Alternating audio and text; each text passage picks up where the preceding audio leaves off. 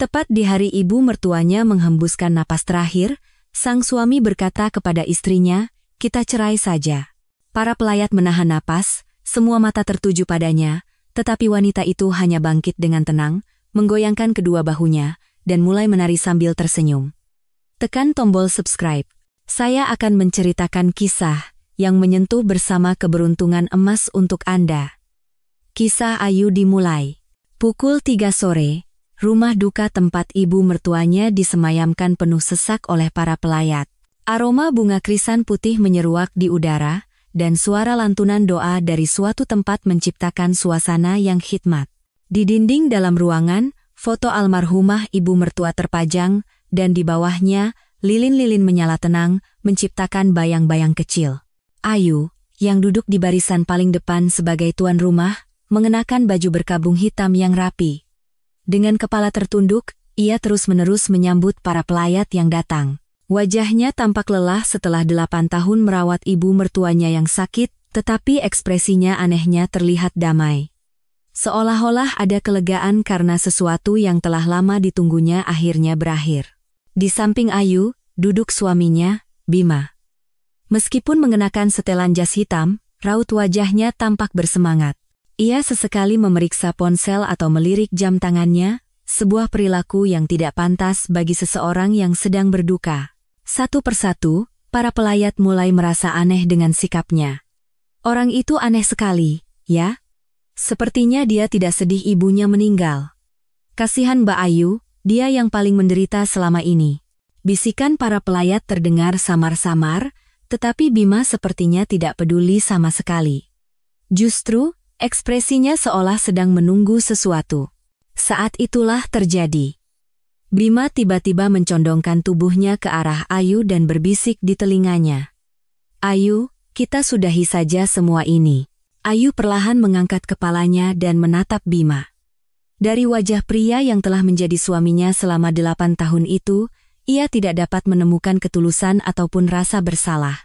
Sebaliknya, sorot mata yang penuh perhitungan melintas sekilas. "Maksud Mas apa?" Suara Ayu terdengar luar biasa tenang, seolah-olah ia sudah menduga pertanyaan itu dan sama sekali tidak terkejut. "Cerai. Kamu pasti sudah lelah, kan? 8 tahun ini kamu sudah sangat menderita. Sekarang, mari kita hidup masing-masing dengan nyaman." Mendengar ucapan Bima, para pelayat yang duduk di sekitarnya mulai menoleh. Awalnya, mereka saling pandang, mengira salah dengar. Astaga, apa yang baru saja dia katakan? Bicara soal cerai di rumah duka? Manusia macam apa dia itu? Bisik-bisik itu mulai terdengar semakin keras. Namun, Bima tidak memedulikannya. Ia justru meninggikan suaranya. "Toh, ibu juga sudah meninggal. Tidak ada lagi alasan bagi kita untuk terikat, kan? Kamu juga pasti ingin hidup bebas." Tetapi, Ayu tersenyum. Senyum yang sangat tenang dan damai. Sudut bibirnya sedikit terangkat, menyebarkan aura ketenangan di seluruh wajahnya. Kemudian, ia perlahan bangkit dari tempat duduknya dan mulai menggoyangkan bahunya dengan ringan. Seolah-olah ia menari mengikuti irama musik indah yang hanya terdengar di dalam hatinya. "Baiklah," kata Ayu. Suaranya mengandung ketenangan mendalam yang belum pernah terdengar selama 8 tahun terakhir. "Saya juga sudah sangat ingin hidup bebas." Para pelayat menjadi sangat gempar. Apa orang itu sudah gila? Apa yang dia lakukan di rumah duka? Apa Mbak Ayu sudah kehilangan akal sehatnya? Namun, sahabat Ayu yang duduk di sebelahnya, Dewi, berpikir lain. Akhirnya dimulai juga. Dewi tahu betul betapa telitinya Ayu mempersiapkan segalanya selama 3 bulan terakhir. Bima menunjukkan ekspresi bingung. Ia yakin Ayu akan menangis dan memohon, atau setidaknya terkejut. Reaksi seperti ini sama sekali tidak pernah ia bayangkan. "Kamu kenapa? Kenapa kamu terlihat begitu senang?" "Bukan apa-apa, hanya saja perasaan saya benar-benar bahagia." Ayu kembali duduk dan berkata. Sambil menatap Bima, ia menambahkan dengan suara pelan, "Mas Bima juga sebentar lagi akan merasa sangat bahagia. Atau mungkin, Mas akan sangat terkejut." Sangat-sangat terkejut. Wajah Bima seketika menegang. Ia merasakan aura yang menakutkan dan tidak menyenangkan dari nada bicara Ayu. Seolah-olah Ayu mengetahui sesuatu yang tidak ia ketahui. Apa maksudmu? Apa yang kamu tahu? Mas akan segera tahu. Ayu menatap foto almarhumah ibu mertuanya dan berpikir dalam hati. Ibu, terima kasih banyak. Berkat ibu, sekarang aku akhirnya bisa benar-benar bebas. Senyum yang terukir di wajah Ayu saat itu adalah senyum kebebasan seutuhnya. Itu adalah tarian kebebasan yang sesungguhnya dari lubuk hatinya. Para pelayat masih terus berbisik, tetapi tidak ada seorang pun yang tahu betapa cermatnya Ayu telah mempersiapkan hari ini selama bertahun-tahun. Terlebih lagi Bima, ia sama sekali tidak bisa membayangkan rentetan peristiwa mengejutkan apa yang akan segera menimpanya. Seorang pelayat yang mengamati dari sudut ruangan berbisik kepada orang di sebelahnya.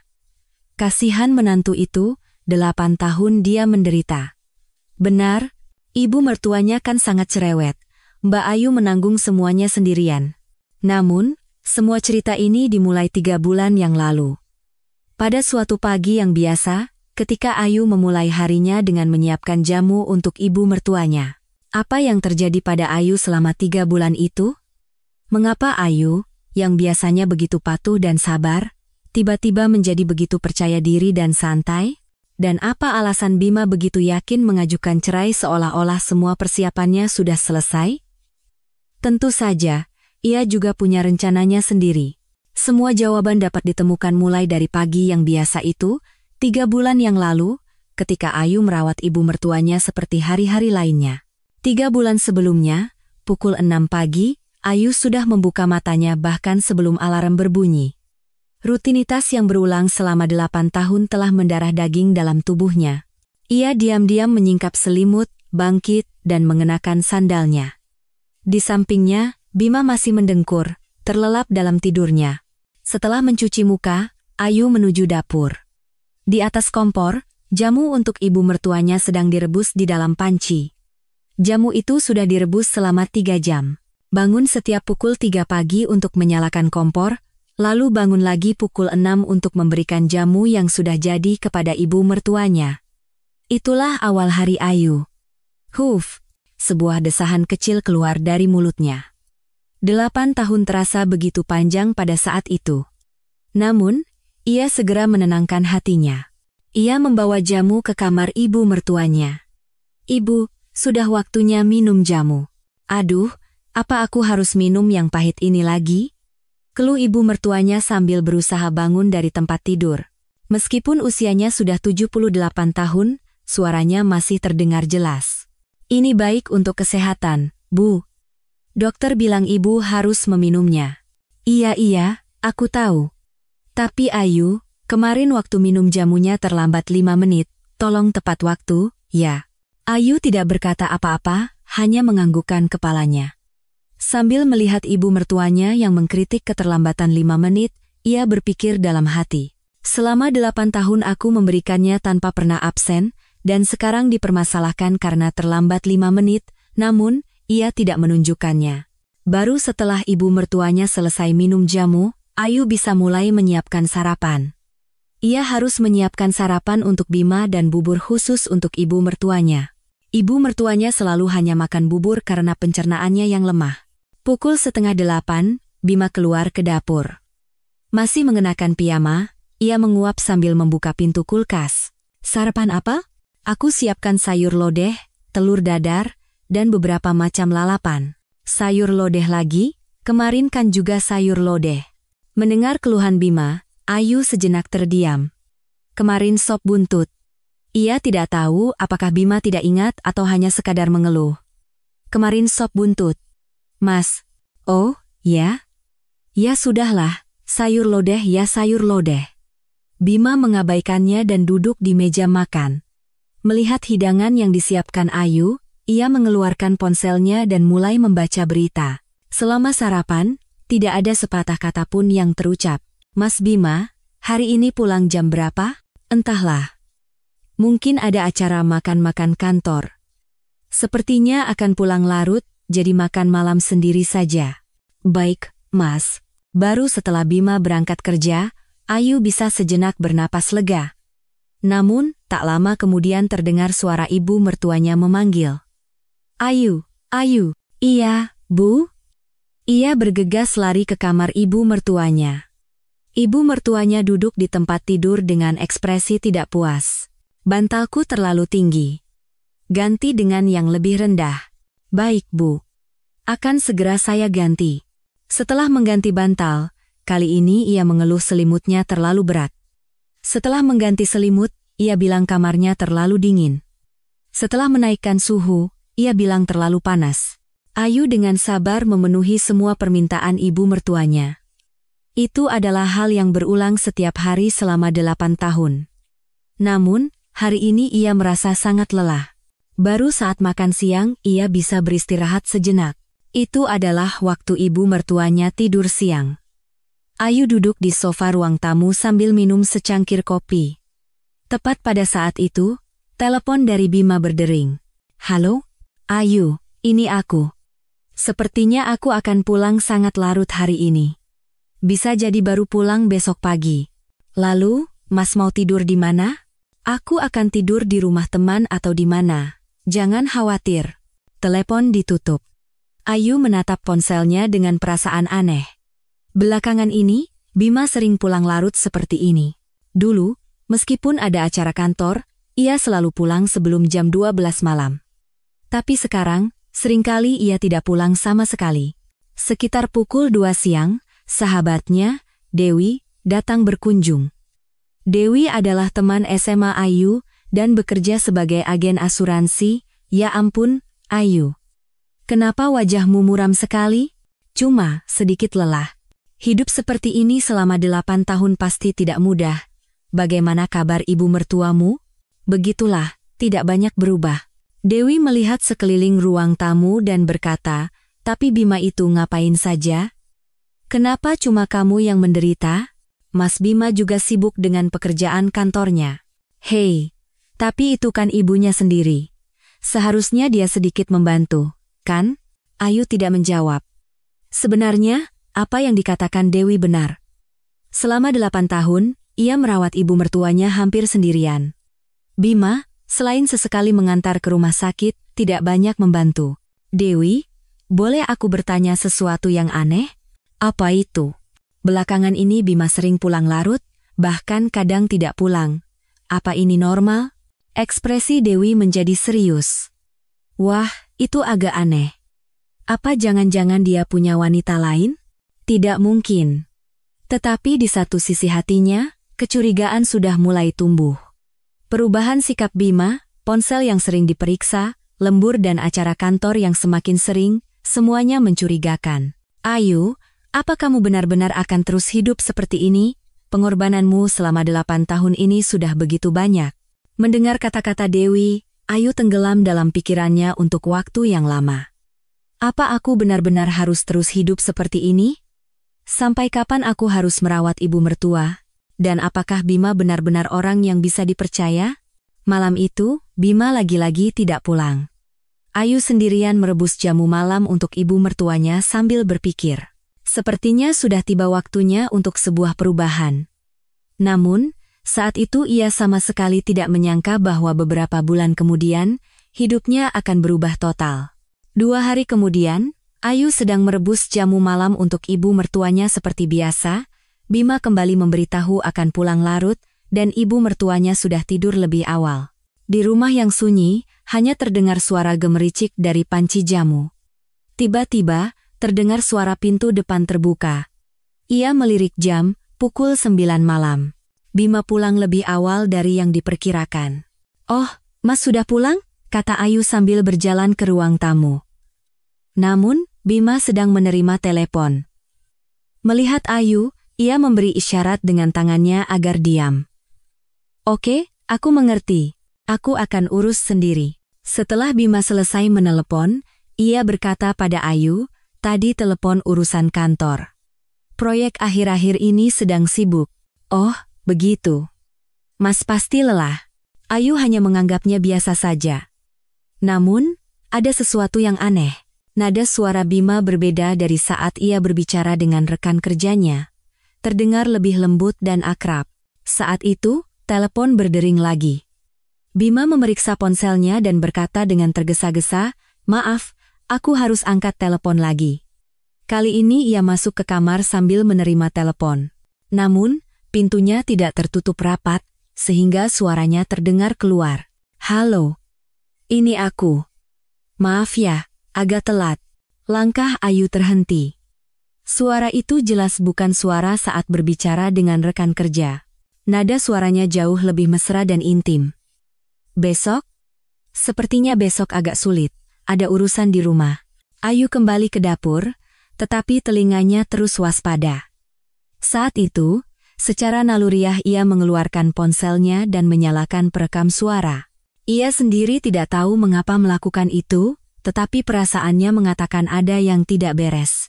Suara Bima terus terdengar. Baiklah, kalau begitu kita bertemu lusa. Dan, ya, aku juga kangen kamu. Tangan Ayu gemetar. Ia tidak percaya suaminya mengatakan aku juga kangen kamu kepada orang lain. Telepon selesai, dan Bima keluar ke ruang tamu. Urusan kantor lagi.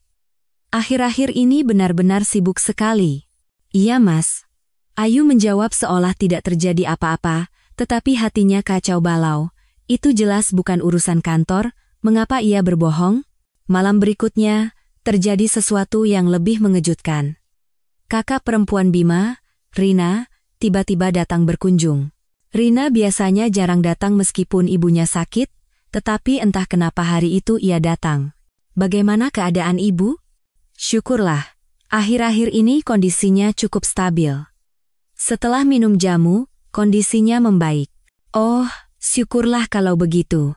Rina mampir sebentar ke kamar ibu mertuanya, lalu keluar dan mulai berbicara dengan Bima di ruang tamu.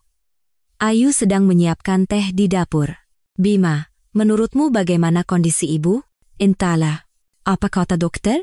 Rina dan Bima mulai berbicara dengan suara pelan.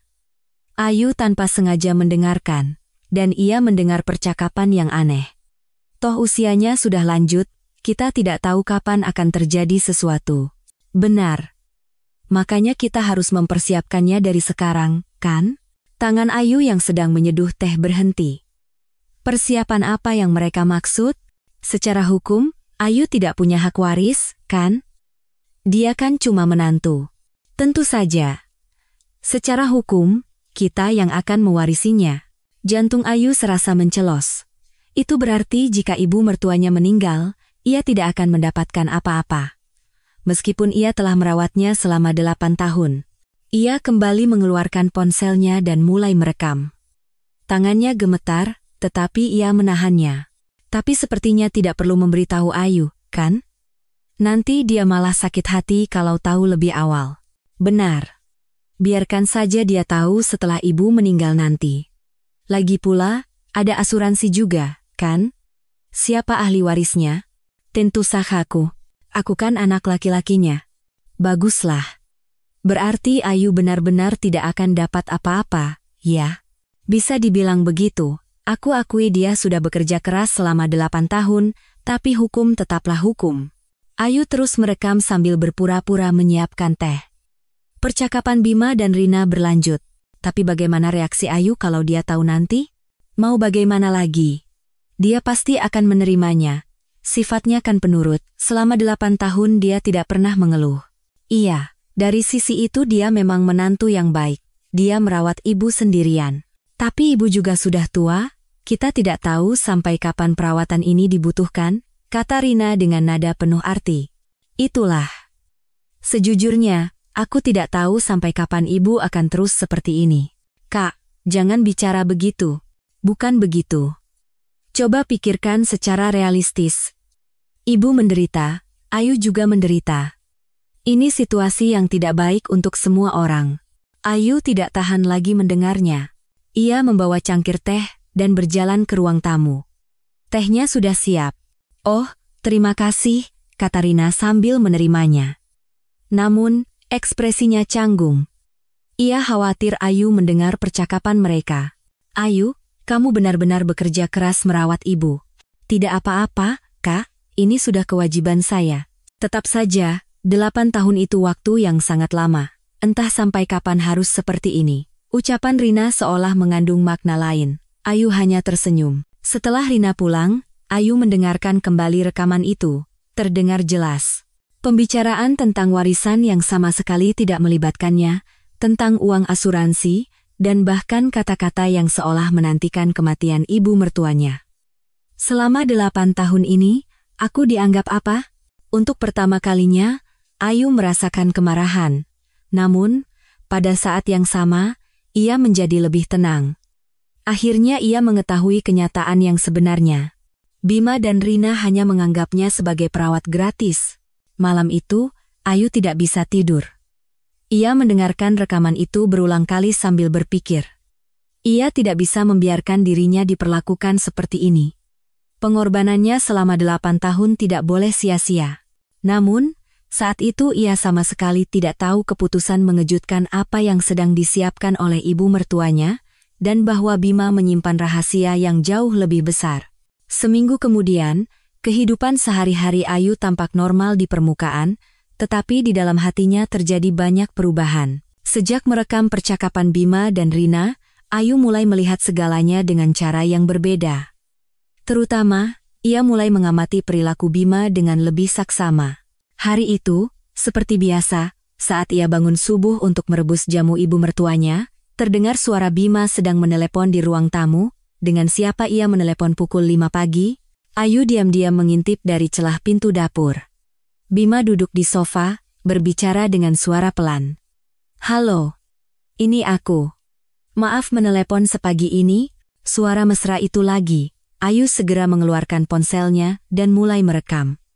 "Aku sangat kecewa kita tidak bisa bertemu kemarin. Apa hari ini ada waktu?" Jantung Ayu berdebar kencang. Ia yakin Bima sedang berbicara dengan wanita lain. Situasi di rumah agak rumit. "Oh ya, bagaimana dengan urusan asuransi itu? Kapan kira-kira bisa diproses?" "Asuransi?" Ayu semakin menajamkan pendengarannya. "Ya, sepertinya akan segera beres, jadi jangan khawatir. Tolong bersabar sedikit lagi." Telepon ditutup, dan Bima menghela napas.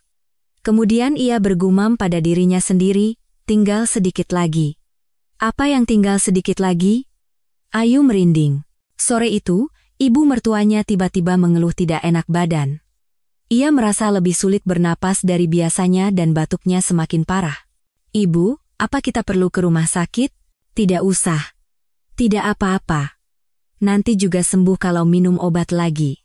Namun, menjelang malam, kondisinya semakin memburuk. Ia demam dan berkeringat dingin. Ayu menghubungi Bima.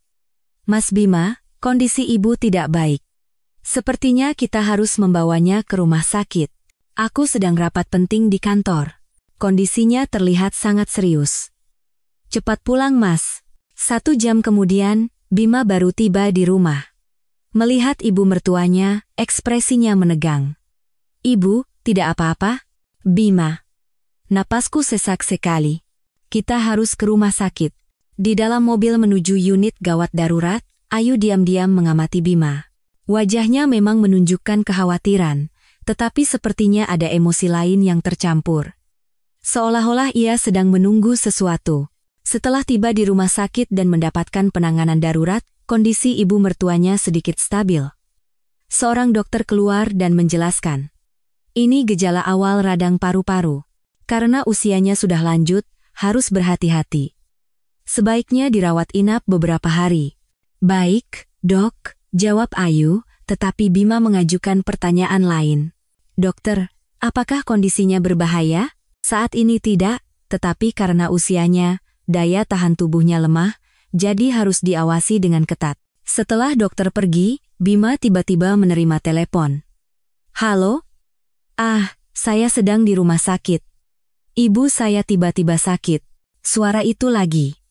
Ayu mengeluarkan ponselnya dan merekam. "Iya, katanya radang paru-paru. Dokter menyarankan dirawat inap beberapa hari." "Iya, aku juga khawatir soal itu. Tetapi kata-kata berikutnya sangat mengejutkan. Kalau seandainya benar-benar terjadi sesuatu, uang asuransinya keluar, kan? Kira-kira kapan keluarnya?" Ayu berpura-pura tidak mendengar sambil terus merekam. "Oke, aku mengerti. Kalau begitu kita lihat saja perkembangannya, lalu bagaimana dengan jadwal kita? Apa kita bisa bertemu besok?" Di saat ibu mertuanya dalam kondisi kritis, ia malah membuat janji bertemu dengan wanita lain. Ayu melihat Bima dengan pandangan yang benar-benar baru. 2 hari kemudian, ibu mertuanya untungnya pulih dan diizinkan pulang. Namun, tubuhnya sangat lemah. Setelah kembali ke rumah, ia harus terus berbaring. Malam itu, saat Ayu membawakan makan malam untuk ibu mertuanya, tiba-tiba ia berkata, "Ayu, apa aku terlalu keras padamu?" Ayu terkejut. Ibu mertuanya belum pernah mengatakan hal seperti ini. "Apa maksud ibu? Selama 8 tahun ini kamu sudah sangat menderita. Kamu mengorbankan hidupmu demi aku." Suara ibu mertuanya terdengar penuh penyesalan. "Tidak apa-apa, Bu. Kita kan keluarga. Ini sudah kewajiban saya." "Keluarga?" "Benar. Kamu benar-benar keluarga. Bahkan lebih terasa seperti keluarga daripada Bima." Saat itu, ibu mertuanya bergumam seperti pada dirinya sendiri dengan suara pelan. "Apa aku salah berpikir? Sepertinya Bima hanya memikirkan uang." Ayu tidak percaya dengan apa yang didengarnya. Ibu mertuanya berpikir seperti itu tentang Bima. "Ibu, bukan apa-apa. Bukan apa-apa, aku hanya bicara sendiri." Namun, Ayu merasakan adanya perubahan dalam hati ibu mertuanya. Sepertinya ibu mertuanya, yang sempat merasakan dekat dengan kematian di rumah sakit, menyadari sesuatu. Malam itu, Bima lagi-lagi menerima telepon. Kali ini ia masuk ke kamar mandi, tetapi Ayu masih bisa mendengarnya dari luar pintu. "Iya, kondisi ibu sudah membaik. Kita lihat beberapa hari lagi." "Iya." "Uang asuransinya sudah masuk, kan? Kamu yakin?" Ayu merinding. Kini ia yakin Bima sedang menghitung uang asuransi sambil menantikan kematian ibunya. "Iya, ahli warisnya atas namaku, jadi tidak ada masalah." Ayu tidak tahu apa-apa. Ayu mengepalkan tangannya. Bukan kemarahan panas, melainkan kemarahan dingin yang membara. "Lalu bagaimana dengan rencana kita ke depan? Kalau ibu sudah meninggal, kita bisa langsung menikah, kan?" "Menikah?" Ayu hampir pingsan. Bima sedang menunggu kematian ibunya sambil merencanakan pernikahan dengan wanita lain. Malam itu, sambil berjaga di kamar ibu mertuanya, Ayu merangkai semua kepingan teka-teki. Pengkhianatan Bima, rencana uang asuransi, konspirasi warisan, semuanya saling terhubung. Tetapi gumaman terakhir ibu mertuanya terus terngiang di kepalanya. Sepertinya Bima hanya memikirkan uang. Mungkinkah ibu mertuanya sedang mempersiapkan sesuatu? Pukul 5 pagi, ibu mertuanya membuka matanya sejenak. "Ayu, kamu di situ?" "Iya, Bu, saya di sini." Terima kasih banyak." Suara ibu mertuanya mengandung ketulusan yang baru pertama kali ia dengar dalam 8 tahun. Pada saat itu, Ayu merasakan bahwa sesuatu yang besar akan terjadi. Namun, tidak ada yang menyangka betapa mengejutkannya perubahan itu, dan betapa besar dampaknya bagi Bima. 3 hari setelah ibu mertuanya pulang dari rumah sakit, seorang tamu tak terduga datang pada suatu sore yang biasa. Seorang pria parubaya berjas menekan bel pintu dan memperkenalkan diri. "Selamat sore, saya Pak Tirtayasa dari kantor hukum Tirtayasa, rekan. Apakah benar ini kediaman Ibu Ayu Lestari?" Ayu terkejut. Mengapa seorang pengacara mencarinya? "Iya, saya Ayu." "Ada perlu apa ya, Pak?" "Saya datang atas permintaan dari Ibu Ratna." "Bisakah kita bicara sebentar?" "Ibu Ratna? Permintaan apa yang ibu mertuanya berikan kepada pengacara?" Ayu mempersilakan pengacara itu masuk ke ruang tamu. "Ibu sedang tidur, apa perlu saya bangunkan?" "Tidak perlu. Sebenarnya saya sudah bertemu dengan ibu di rumah sakit. Hari ini saya datang untuk berbicara dengan Ibu Ayu." Pak Tirtayasa mengeluarkan sebuah amplop dari tas kerjanya. "Ibu Ratna meminta saya untuk menyampaikan ini." Ayu membuka amplop itu dan menemukan surat yang ditulis tangan oleh ibu mertuanya. "Ayu, terima kasih banyak. Atas 8 tahun ini, aku menganggapmu sebagai putriku sendiri. Kuharap kau mengerti perasaanku melalui hal ini." Dengarkan baik-baik apa yang dikatakan Pak Pengacara. Air mata Ayu menetes saat membaca surat itu. Ternyata ibu mertuanya memiliki perasaan seperti ini. Dengan selembar surat itu, Ayu merasa kepedihan selama 8 tahun perlahan-lahan sirna. Itu adalah saat pertama dan terakhir ia dipanggil Putri. Ibu Ratna telah membuat surat wasiat, kata Pak Tirtayasa dengan hati-hati. Surat wasiat? Benar. Dan beliau juga merekamnya dalam bentuk video. Ini adalah pesan yang beliau sampaikan secara langsung. Pengacara itu mengeluarkan tablet dan memutar video. Di layar, muncul wajah ibu mertuanya. Meskipun terbaring di ranjang rumah sakit, suaranya terdengar jelas. Saya, Ratna Puspita. Dalam keadaan sadar sepenuhnya, saya membuat wasiat ini. Harta saya akan dibagikan sebagai berikut.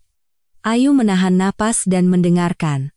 Pertama, rumah ini dan 80% dari seluruh rekening tabungan saya wariskan kepada menantu saya, Ayu Lestari. Ayu telah merawat saya seperti ibu kandungnya sendiri selama 8 tahun, dia lebih terasa seperti keluarga sejati daripada Bima.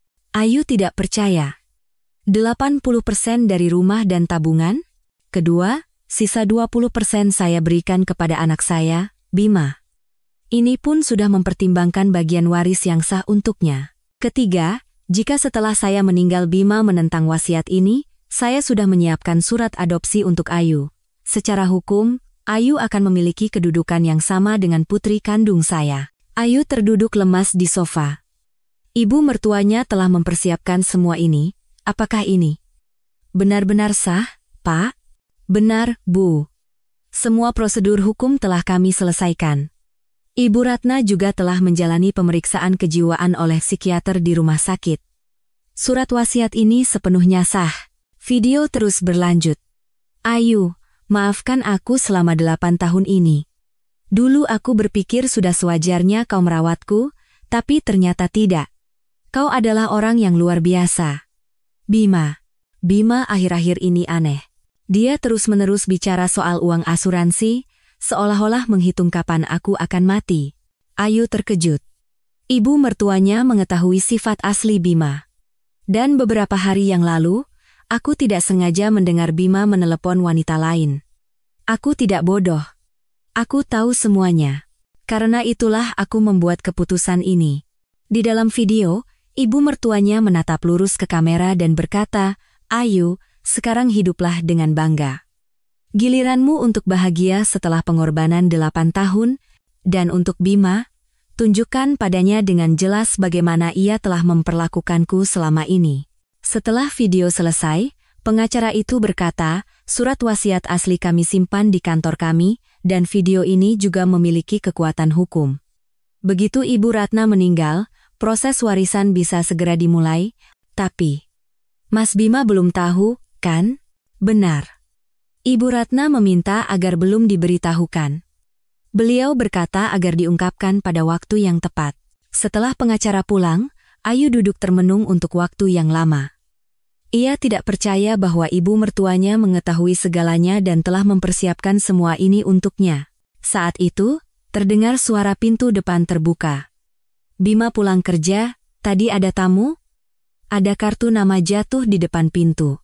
Oh, tadi hanya konsultan asuransi yang datang, bohong Ayu. Ia merasa ini belum saatnya untuk memberitahu. Asuransi? Asuransi kita sudah cukup, kenapa harus tambah lagi? Jangan sembarangan ikut asuransi seperti itu, kata Bima. Ayu tersenyum pahit. Melihat Bima yang begitu sensitif setiap kali mendengar kata asuransi, ia yakin perkataan ibu mertuanya benar. Setelah makan malam, Bima lagi-lagi menerima telepon. Kali ini ia pergi ke beranda untuk menerimanya, tetapi Ayu sudah menyiapkan perekam dan mengikutinya.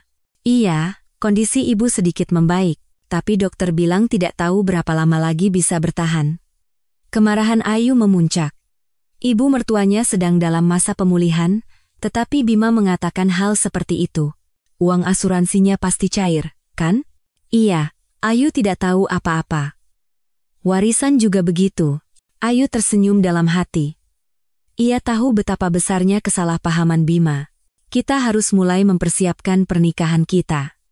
Begitu ibu meninggal, aku akan langsung menceraikannya dan menikah denganmu. Tiba-tiba, sebuah suara terdengar dari belakang.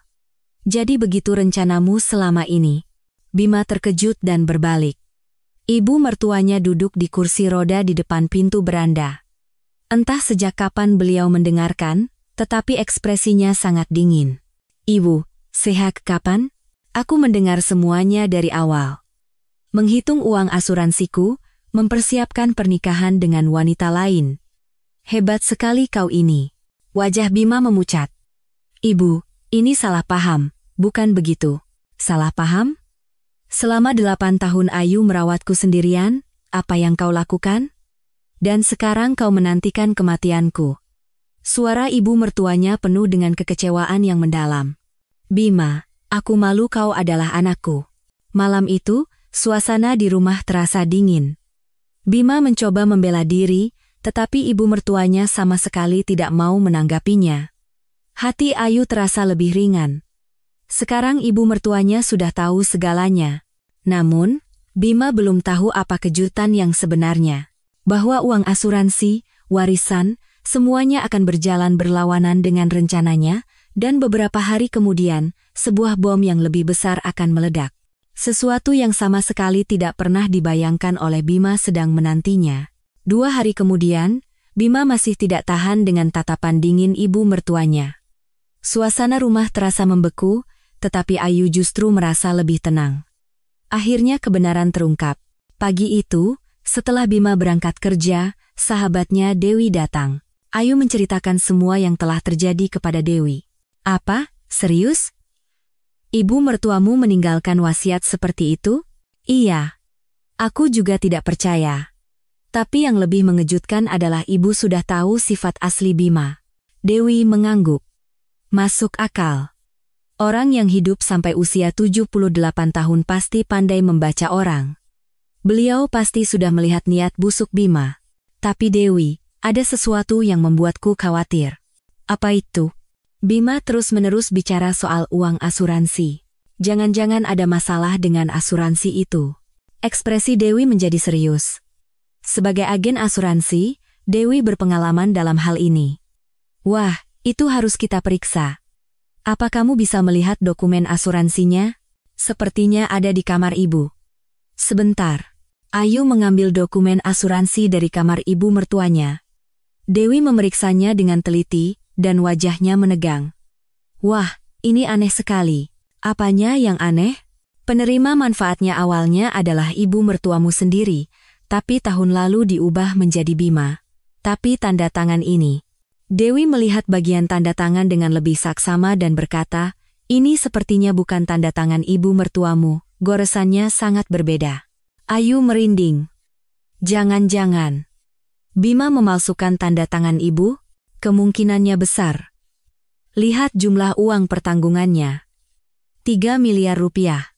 Dengan uang sebanyak ini, sangat mungkin dia nekat memalsukannya.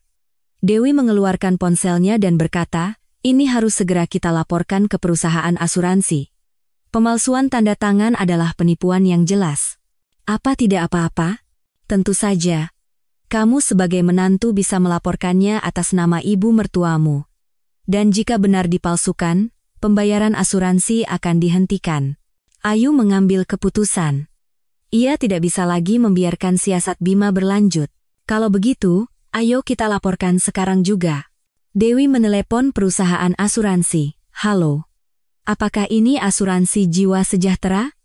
Saya ingin melaporkan sesuatu terkait polis asuransi. 1 jam kemudian, seorang petugas asuransi datang ke rumah. Mereka memeriksa dokumen dan membawa dokumen asli untuk dianalisis tulisan tangannya. Pihak asuransi memberitahu bahwa ada indikasi pemalsuan pada tanda tangan perubahan penerima manfaat, sehingga pembayaran akan segera ditangguhkan dan mereka akan mempertimbangkan untuk melaporkannya ke polisi.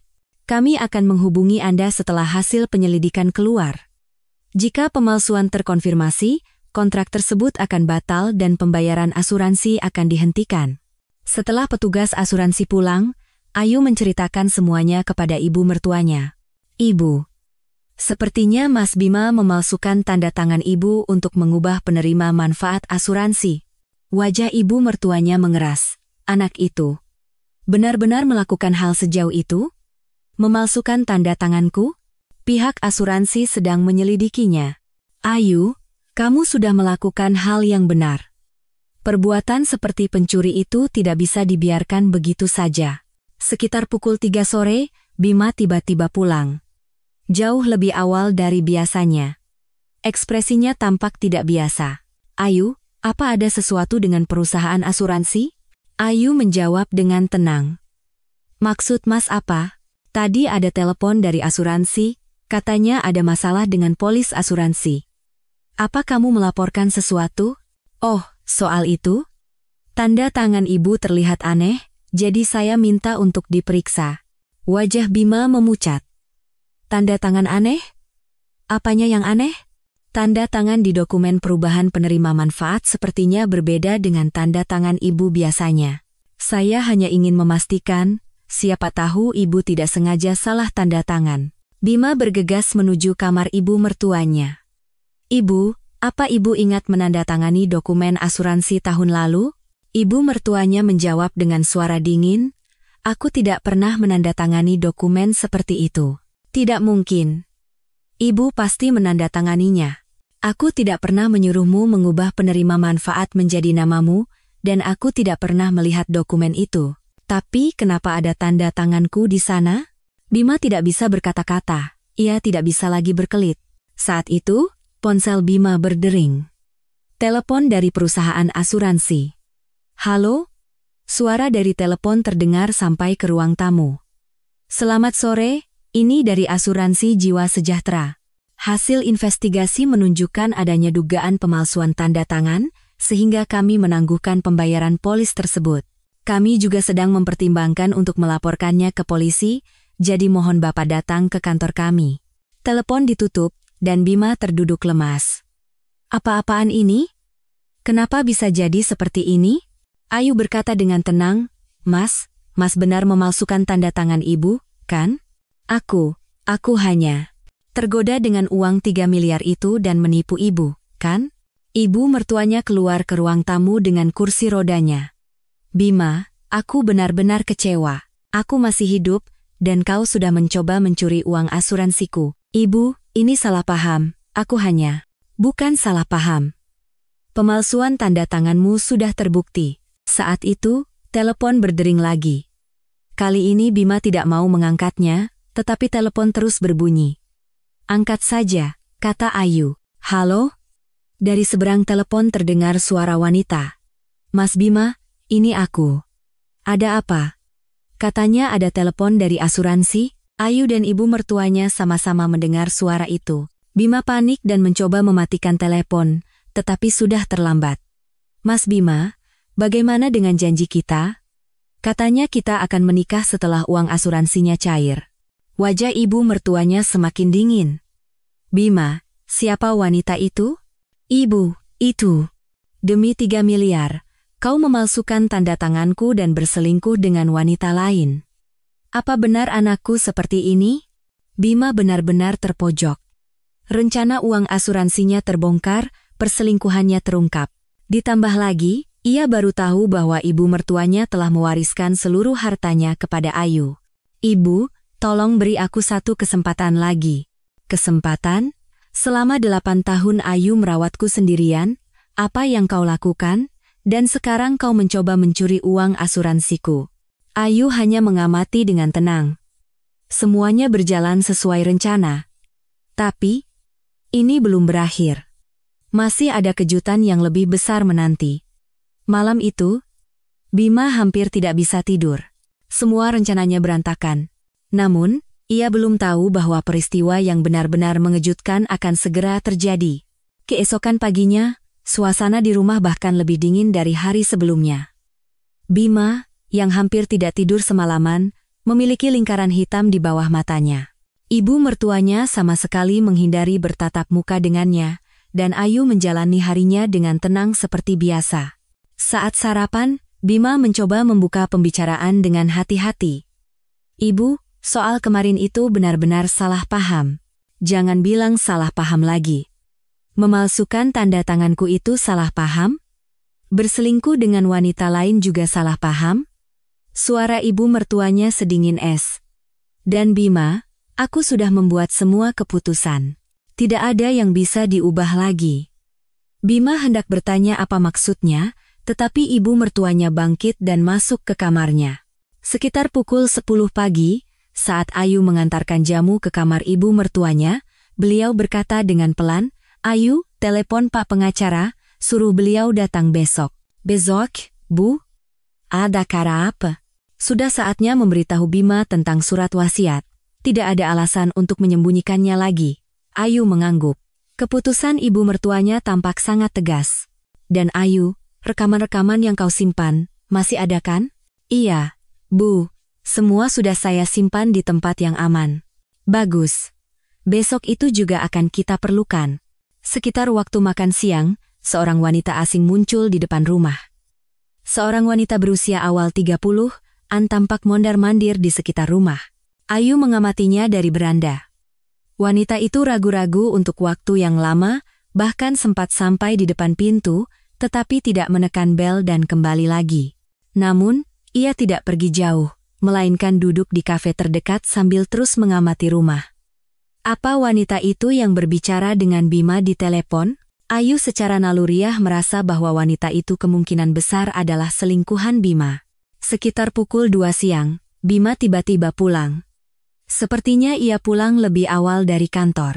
"Ayu, aku ada urusan mendesak, harus keluar sebentar." "Mau kemana, Mas?" "Urusan kantor. Harus ke perusahaan asuransi juga." Melihat Bima pergi dengan tergesa-gesa, Ayu pergi ke beranda dan mengintip. Benar saja, Bima menuju kafe itu. Ayu segera mengambil ponselnya dan mengikutinya dari belakang. Dari balik jendela kafe, terlihat Bima dan wanita itu duduk berhadapan dan berbicara. Bersembunyi di balik bayangan bangunan kafe, Ayu merekam pertemuan mereka dengan kamera ponselnya. Dan ia mencoba mendekat sedekat mungkin untuk mendengar percakapan mereka. "Citra, maaf. Situasinya jadi sedikit rumit," terdengar suara Bima.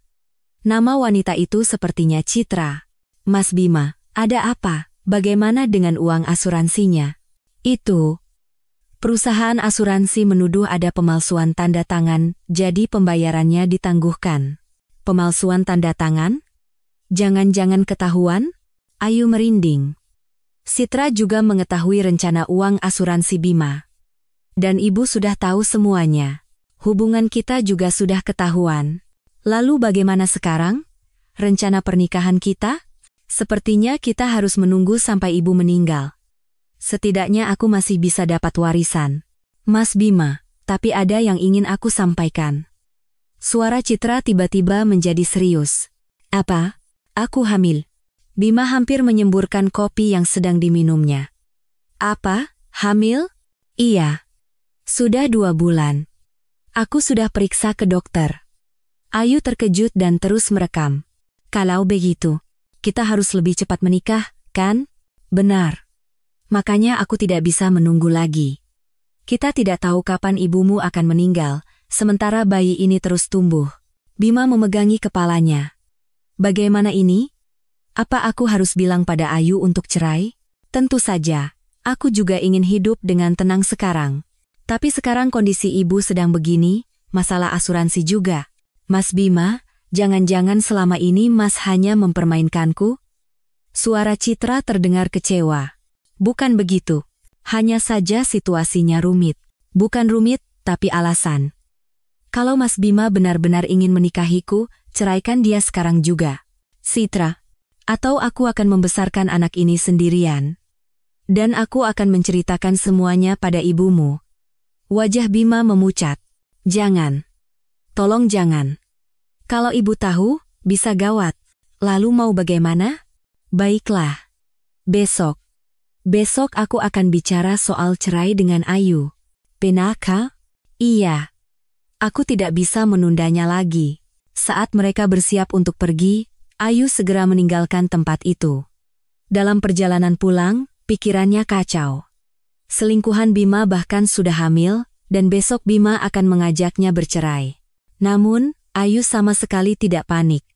Justru hatinya tenang, karena semua persiapannya sudah selesai. Ia kembali ke rumah dan menceritakan semuanya kepada ibu mertuanya. "Ibu, selingkuhan Mas Bima ternyata hamil. Dan besok dia akan meminta cerai pada saya." Ekspresi ibu mertuanya semakin mengeras. Anak itu benar-benar keterlaluan. Saya juga sudah punya rekamannya. Wanita bernama Citra itu juga tahu semua tentang rencana uang asuransi. Bagus, Ayu. Besok saat Pak pengacara datang, perdengarkan rekaman itu juga. Malam itu, saat Bima pulang, ekspresinya sangat serius. Ia hampir tidak makan malam dan terus menatap ponselnya. Larut malam, terdengar suara Bima menelepon Citra. Iya, besok akan kulakukan. Tidak bisa ditunda lagi. Iya. Oke. Aku sayang kamu. Ayu tersenyum pahit mendengar kata-kata itu. Kata-kata yang tidak pernah ia dengar selama 8 tahun, begitu mudah diucapkan untuk wanita lain. Tapi besok, semuanya akan berakhir. Bima akan tahu betapa besarnya kesalahpahaman yang ia miliki. Ayu sesekali merasakan tatapan seorang wanita asing. Seorang wanita muda yang sepertinya mengamatinya dari kafe dekat rumah. Sebuah kegelisahan yang familiar melintas. Dan sampai saat itu, tidak ada yang tahu bahwa Citra berencana untuk muncul di rumah duka dan mengungkapkan segalanya. Dan hari yang menentukan itu pun tiba. Ibu mertuanya meninggal dunia secara mendadak pada dini hari. Saat Ayu hendak mengantarkan jamu pagi, ia menemukan ibu mertuanya telah tertidur selamanya dengan wajah yang damai. Ibu, ibu. Mendengar panggilan Ayu, Bima berlari datang. Setelah memastikan kondisi ibunya, Bima hanya berdiri termenung sejenak. Ibu, sudah meninggal. Suara Bima terdengar lebih dari sekadar kesedihan, seolah-olah ada perasaan lain yang tercampur, seakan sesuatu yang telah lama ditunggunya akhirnya terjadi. Persiapan pemakaman tetap diurus oleh Ayu. Bima hanya berpura-pura membantu secara formalitas, tetapi sebenarnya ia sibuk menelepon seseorang. Iya, akhirnya selesai juga. Sekarang kita bisa menjalankan rencana kita. Itu adalah suara Bima yang berbicara dengan Citra. Ayu masih terus merekam semua percakapan itu. Pada hari kedua pemakaman, pukul 3 sore saat para pelayat paling ramai, Bima duduk di sebelah Ayu dan berbisik. Ayu, kita sudahi saja semua ini. Inilah saatnya. Tetapi kali ini, Ayu sudah mengetahui segalanya. Maksud Mas apa? Cerai. Kamu pasti lelah, kan? Sekarang mari kita hidup masing-masing dengan nyaman. Para pelayat mulai menoleh satu persatu. Ayu tersenyum tenang dan menggoyangkan bahunya dengan ringan. Baiklah. Saya juga sudah sangat ingin hidup bebas. Bima menunjukkan ekspresi bingung. Ia yakin Ayu akan menangis dan memohon, reaksi seperti ini sama sekali tidak ia duga. Mas Bima juga sebentar lagi akan merasa sangat bahagia. Atau mungkin, Mas akan sangat terkejut. Apa maksudmu? Tepat pada saat itu, dari belakang ruang duka, muncul Pak Tirtayasa, sang pengacara. Permisi.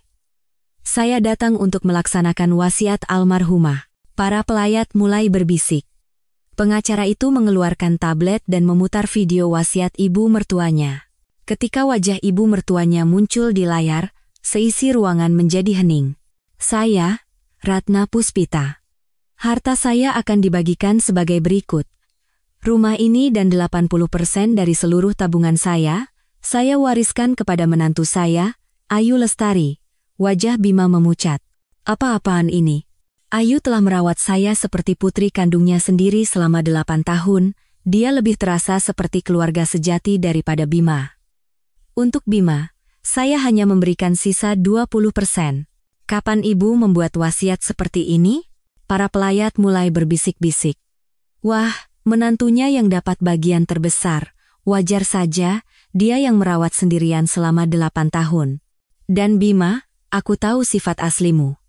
Aku tahu kau mencoba mencuri uang asuransiku dengan memalsukan tanda tangan, dan juga berselingkuh dengan wanita lain. Ruang duka menjadi gempar. Bima mencoba bangkit, tetapi kakinya lemas dan ia terduduk kembali. Ayu bangkit dengan tenang dan berkata, Mas Bima, masih ada satu kejutan lagi. Ayu mengeluarkan ponselnya dan memutar rekaman suara. Percakapan Bima dan Rina yang merencanakan pembagian warisan terdengar jelas. Secara hukum, kita yang akan mewarisinya. Tidak perlu memberitahu Ayu. Para pelayat terperangah. Mereka merencanakan konspirasi seperti itu? Benar-benar menganggap menantunya bodoh. Tepat pada saat itu, dari pintu masuk ruang duka, muncul seorang wanita asing, itu adalah Citra. "Permisi." Semua orang menatap Citra. Dengan ekspresi percaya diri, Citra berdiri di depan Bima. "Mas Bima, sesuai janjimu, kau sudah menceraikannya, kan?" Bima dengan panik bangkit dan mencoba menghentikan Citra. "Citra, jangan sekarang. Nanti kita bicara." "Kenapa tidak boleh? Bukankah Mas sudah bilang akan menceraikannya?" Para pelayat semakin gempar. "Siapa wanita itu? Jangan-jangan selingkuhannya?" Citra meninggikan suaranya. "Hadirin sekalian, ada yang ingin saya sampaikan." "Citra, kumohon." "Saya Citra. Dan di dalam perut saya ini, ada anak Mas Bima." Ruang duka menjadi kacau balau. "Hamil? Apa-apaan ini di acara pemakaman? Jadi Bima orang yang seperti itu?" Ayu tetap tenang. Ia justru merasa ini adalah waktu yang tepat untuk mengeluarkan kartu terakhirnya. "Mas Bima, ada hal yang akan lebih mengejutkan lagi." Ayu memutar rekaman percakapan Bima dan Citra dari ponselnya. "Uang asuransinya pasti cair, kan?" "Iya, Ayu tidak tahu apa-apa. Begitu ibu meninggal, kita akan langsung menikah." Para pelayat benar-benar marah. Jadi dia mengincar uang asuransi? Dia menunggu ibunya meninggal? Benar-benar manusia tidak tahu malu. Bima benar-benar hancur. Bukan hanya semua rencananya gagal, ia juga dipermalukan di depan semua orang. "Ayu, kumohon. Ini salah paham. Bukan salah paham. Semua buktinya ada." Ayu mengeluarkan dokumen dari perusahaan asuransi. Pembayaran asuransi juga sudah ditangguhkan karena pemalsuan tanda tangan. Dan sesuai wasiat ibu, sebagian besar rumah dan harta warisan menjadi milik saya. Sahabatnya, Dewi, maju dan berkata, "Mas Bima, 8 tahun Ayu menderita, dan Mas membalasnya dengan pengkhianatan seperti ini?" Para pelayat pun serentak menyalahkan Bima. Benar-benar bukan manusia. Mbak Ayu terlalu baik sehingga dimanfaatkan. Suami seperti itu lebih baik tidak ada. Citra mendekati Bima dan berkata, "Mas Bima, saya ingin hidup dengan tenang sekarang. Saya tidak mau bertemu diam-diam lagi." "Citra, tidak. Saya juga orang yang punya harga diri. Saya ingin diakui sebagai ayah dari anak saya." Ayu menatap foto almarhumah ibu mertuanya dan berkata pelan, "Ibu, sekarang saya benar-benar bebas." Sambil menggoyangkan bahunya, ia tersenyum. Itu adalah tarian pembebasan yang sesungguhnya. Tarian kebebasan dari penindasan dan pengorbanan selama 8 tahun. Bagi sebagian orang mungkin terlihat aneh, tetapi bagi Ayu, itu adalah salam perpisahan terakhirnya. Bukan dengan air mata atau permintaan maaf, melainkan sebuah tekad dalam diam untuk hidup demi dirinya sendiri. Bima terduduk lemas, tidak bisa berkata apa-apa. Uang asuransi, warisan, semua rencananya hancur berantakan. Ditambah lagi, perselingkuhannya terungkap di depan semua orang, membuatnya bingung bagaimana harus melanjutkan hidup. Para pelayat satu persatu memberikan kata-kata penghiburan dan dukungan kepada Ayu. "Mbak Ayu, syukurlah. Semoga Mbak bahagia setelah ini, selama ini Mbak sudah sangat menderita." Sore itu, ruang duka terasa lebih panas dari biasanya. Namun, panas itu adalah campuran dari kemarahan, simpati, dan kegembiraan karena keadilan telah menang. Malam itu, setelah sebagian besar pelayat pulang, ruang duka menjadi lebih tenang. Namun, dalam keheningan itu, masih tersisa sisa-sisa badai yang baru saja berlalu. Bima duduk di sudut kursi, menatap kosong ke udara, sementara Citra menatap Bima dengan ekspresi yang rumit. Ayu sedang memberikan penghormatan terakhir di depan foto ibu mertuanya. "Ibu, terima kasih banyak, Ibu telah melindungiku pada akhirnya." Sahabatnya, Dewi, mendekat dan meletakkan tangan di bahu Ayu. "Wah, kamu hebat sekali. Penantian dan kesabaranmu selama 8 tahun tidak sia-sia."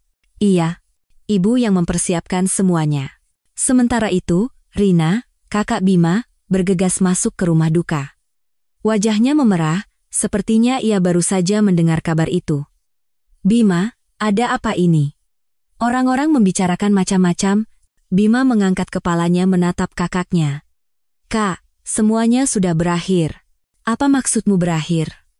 Apa benar ada surat wasiat dari ibu? Iya. Rumah dan 80% harta warisan jatuh ke tangan Ayu. Wajah Rina memucat. Lalu kita dapat apa?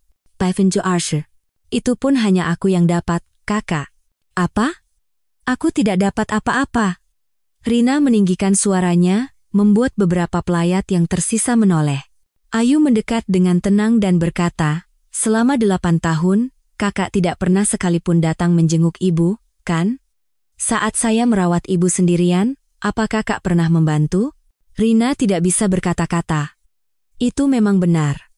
Tapi aku kan anak kandungnya. Kalau anak kandung, seharusnya lebih berbakti. Saat saya hubungi dan bilang ibu sakit, kakak selalu bilang sibuk dan tidak datang, kan? Salah satu pelayat ikut menimpali. Benar. Kami semua lihat Mbak Ayu merawat ibunya sendirian selama 8 tahun. Anak kandungnya sendiri setahun sekali 2 kali pun sulit dilihat. Pelayat lain menambahkan. Wajar kalau Mbak Ayu yang dapat. Dia sudah sangat menderita selama ini. Rina tidak bisa berkata apa-apa lagi. Tatapan semua orang terasa dingin. Saat itu, Citra mendekati Bima. Mas Bima, sekarang putuskan. Mau memilih aku dan anak kita, atau... Citra, situasinya sedang seperti ini, bagaimana mungkin? Apapun situasinya, anak ini terus tumbuh. Aku tidak bisa hidup bersembunyi lagi. Saat Bima tampak bimbang, Ayu berkata dengan tenang. Mbak Citra, jangan khawatir, saya setuju untuk bercerai. Citra menatap Ayu dengan kaget. Benarkah? Iya, tapi ada syaratnya. Bima bertanya dengan tegang, syarat apa? Saya tidak akan menuntut tunjangan. Sebagai gantinya, Mas Bima jangan pernah menginjakkan kaki di rumah ini lagi. Dan upacara peringatan kematian ibu juga akan saya yang urus. Ayu, orang yang selama 8 tahun tidak pernah berbakti, apa menurut Mas pantas datang ke meja persembahan? Para pelayat mengangguk setuju. Benar kata Mbak Ayu. Bakti itu dilakukan saat orang tua masih hidup, bukan setelah meninggal. Pak Tirtayasa merapikan dokumen dan berkata, kalau begitu, dokumen perceraian akan saya siapkan. Kita bisa proses bersamaan dengan surat pernyataan tidak menuntut tunjangan. Terima kasih, Pak. Ayu menundukkan kepalanya. Dewi memegang lengan Ayu dan bertanya, hei, setelah ini kau mau apa? Punya rencana? Ayu menatap foto ibu mertuanya dan menjawab, dengan warisan yang ibu tinggalkan, aku ingin mencoba melakukan sesuatu yang sudah lama aku inginkan. Apa itu? Menari. Aku berhenti saat menikah, tapi sekarang aku mau mulai lagi. Wow, keren sekali. Saat itu, seorang pelayat mendekat dan berkata, Mbak Ayu, Mbak sudah melakukan hal yang benar.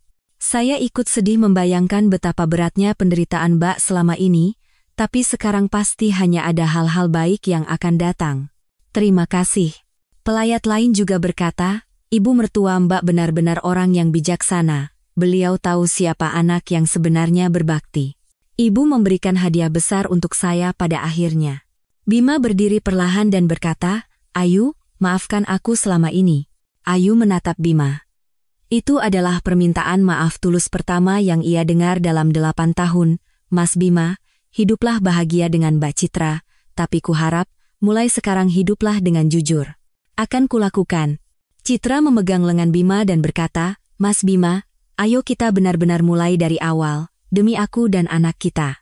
Iya, baiklah. Rina berkata untuk terakhir kalinya, Ayu, terima kasih sudah merawat ibu selama ini. Aku yang tidak becus. Tidak apa-apa Kak, semua sudah berlalu. Sekitar pukul 10 malam, setelah sebagian besar orang pulang, rumah duka menjadi sunyi. Ayu duduk sendirian di depan foto ibu mertuanya dan berkata pelan, Ibu, terima kasih banyak. Berkat ibu, saya bisa memulai hidup baru. Saat itu Dewi mendekat dan berkata, Hei, apa ini benar-benar sudah berakhir? Tidak. Ini baru permulaan. Permulaan hidupku yang tertunda selama 8 tahun. Di wajah Ayu, terukir senyum cerah yang baru pertama kali terlihat dalam 8 tahun. Itu adalah ekspresi seseorang yang telah merasakan kebebasan sejati. Di luar, hujan musim semi mulai turun.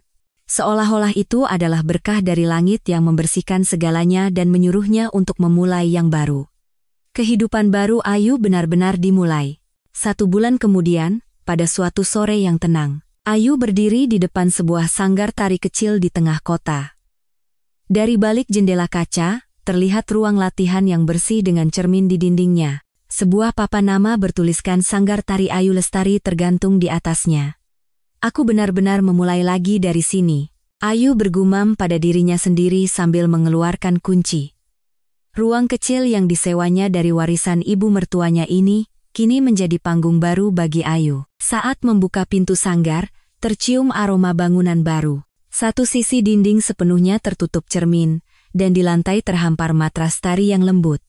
Meskipun ruangannya masih kosong, di mata Ayu, tempat itu penuh dengan kemungkinan tak terbatas. Ayu mengeluarkan pakaian tari dari tasnya.